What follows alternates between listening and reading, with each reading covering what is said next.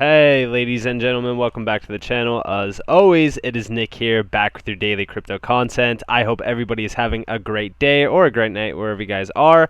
And yeah, I want to talk to you guys about a little bit of something that, I feel the need to kind of tell you guys.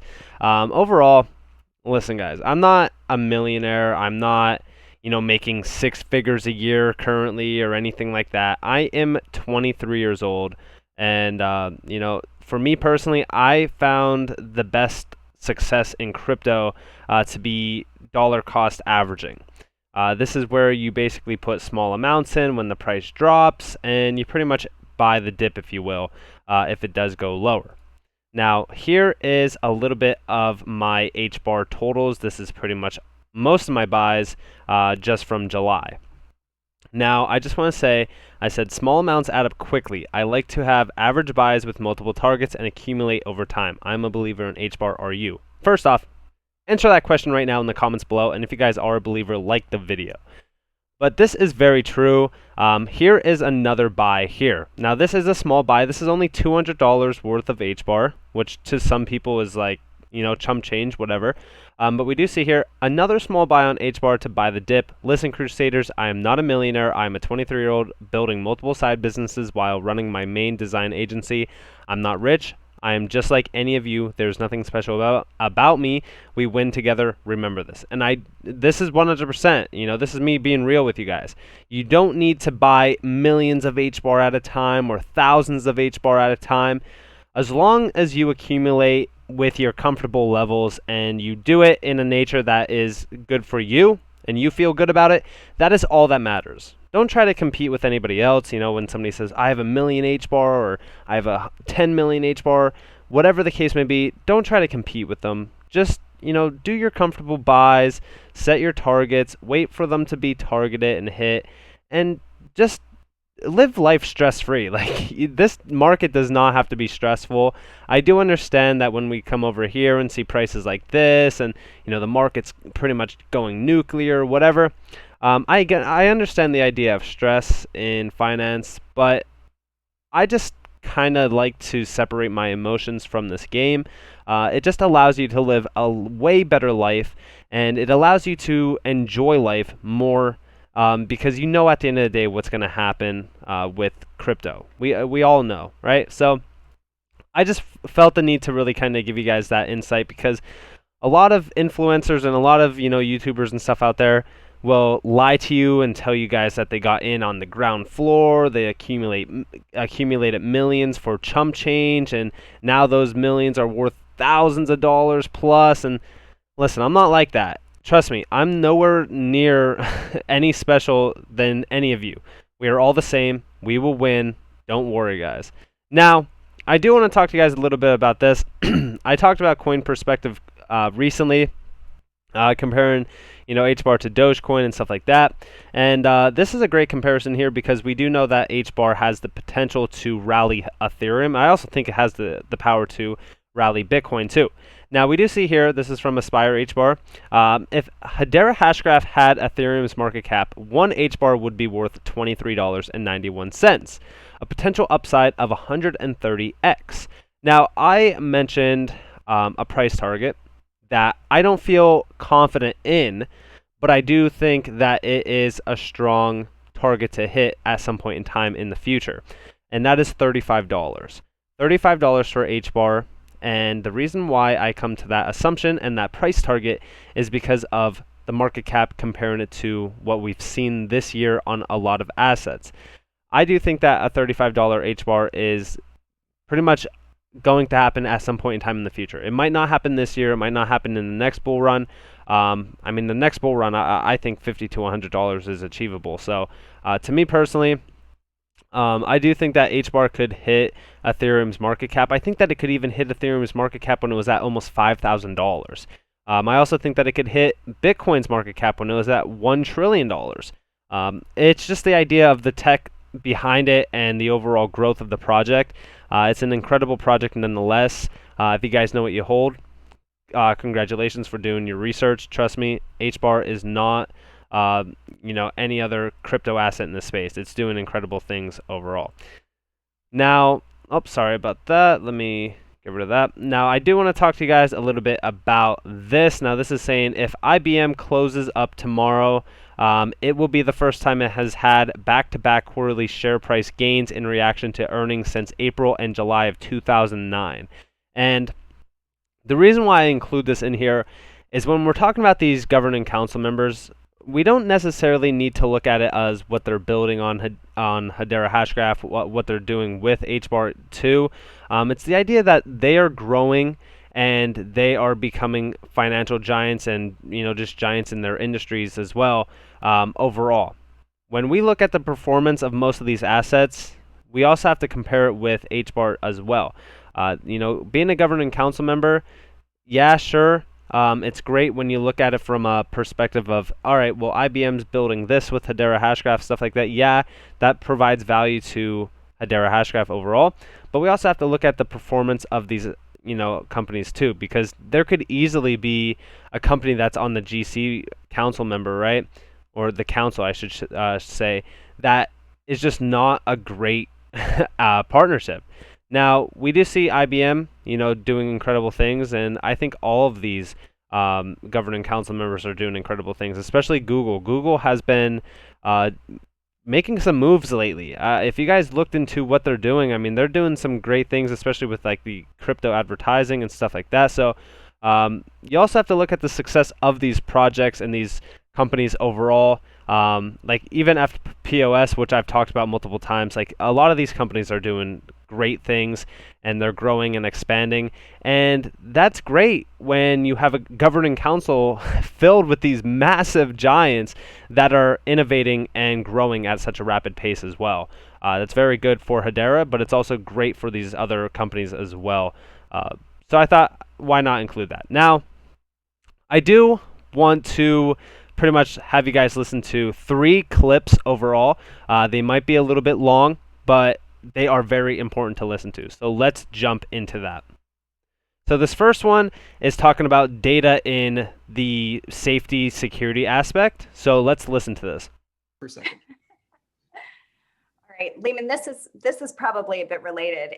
Is the timeline for implementing sharding, staking, community nodes? Okay, so this first one, I actually have another one. I actually have 2 more, but this one's more so talking about the timeline and the roadmap for staking, sharding, and all that stuff. And anonymous permissionless nodes dependent on network traffic, or is it independent of some of these things?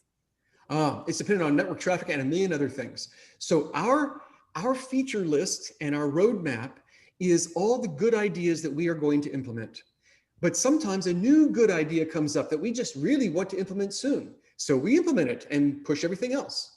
Or sometimes we say some of those things are really needed, but not right now, not because of our current traffic or not because of current aspects. And so it becomes less prioritized, and it will happen in the future, but it's not urgent right now. And so the timeline, the roadmap is constantly being reprioritized, reorganized. Things get pushed out as new things get inserted now. Things get reordered as priorities change. The traffic on the network is a big part of all of that. So, if tomorrow we went up to 10,000 a second usage on the network, then I'll tell you what, we would put a big priority on immediately going up to 20,000. And we would postpone features if we needed to do that, because we don't want our traffic to equal our limit. We want our traffic to be, well under half our limit. And so if the traffic went up, if the traffic went up over 5,000, we would very quickly go up to 20,000. We would want to do that quickly. So it's all a matter of priorities. So we don't really need to listen to the rest because they don't really give us a massive update on staking or anything like that.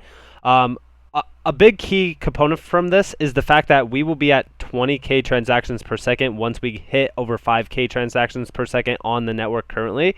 But also, I just want to say, yesterday I did call for concern on staking, but after talking about it and after realizing the idea that staking really doesn't really matter at this moment unless we are doing massive amounts of transactions per second.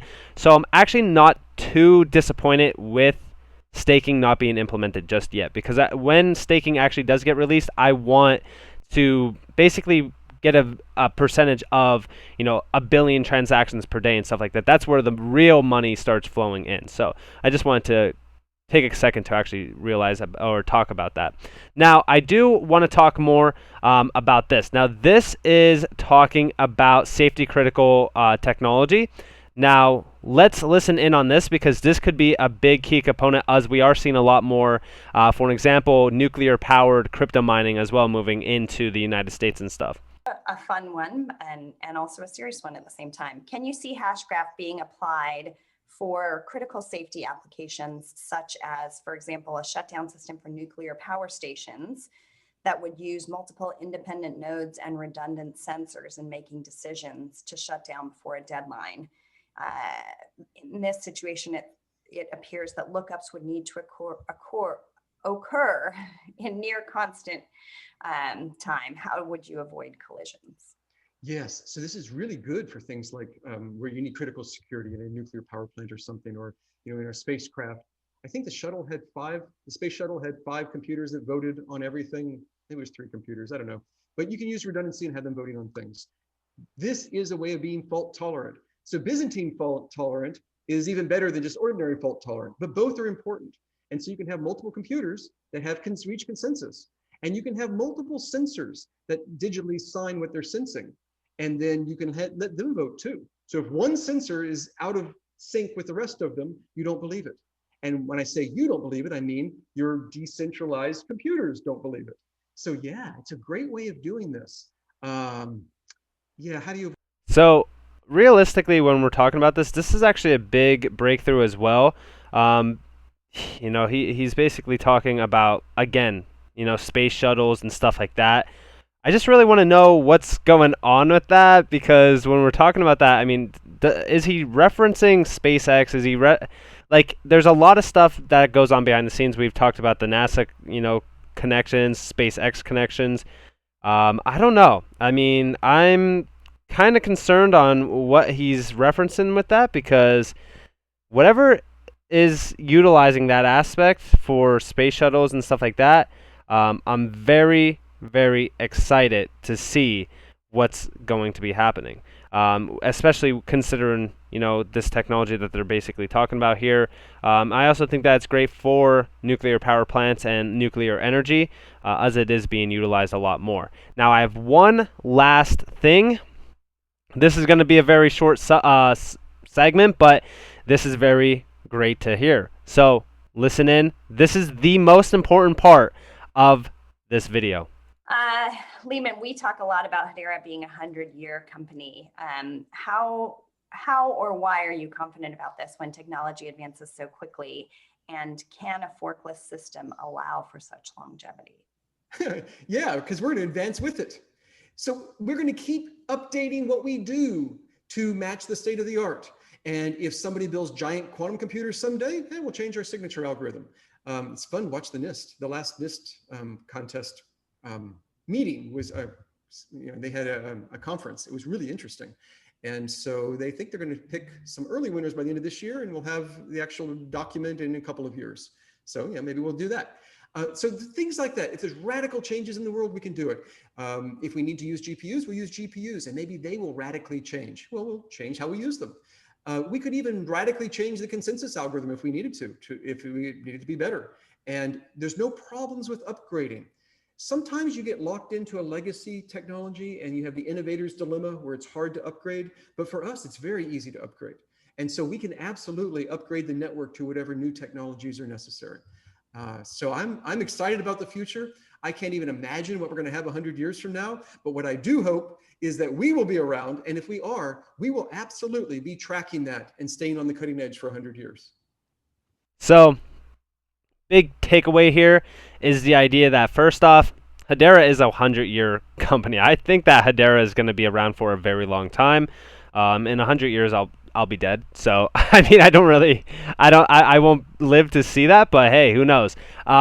But overall, the best part about this is the fact that he's saying that Hedera's technology will always, and this goes in question with anybody who is saying, the longevity of HBAR will die out once more technology comes out. Well, listen, he just said that we will advance and basically, pretty much advance with technology and change the overall consensus algorithm to meet those needs. So with that being said, we know that HBAR, no matter what kind of technology comes out, will pretty much, reinvent the wheel and pretty much do better. So I'm very excited for the future of Hedera Hashgraph, as well as, same with Lehman, right? I'm on the same page as him, right?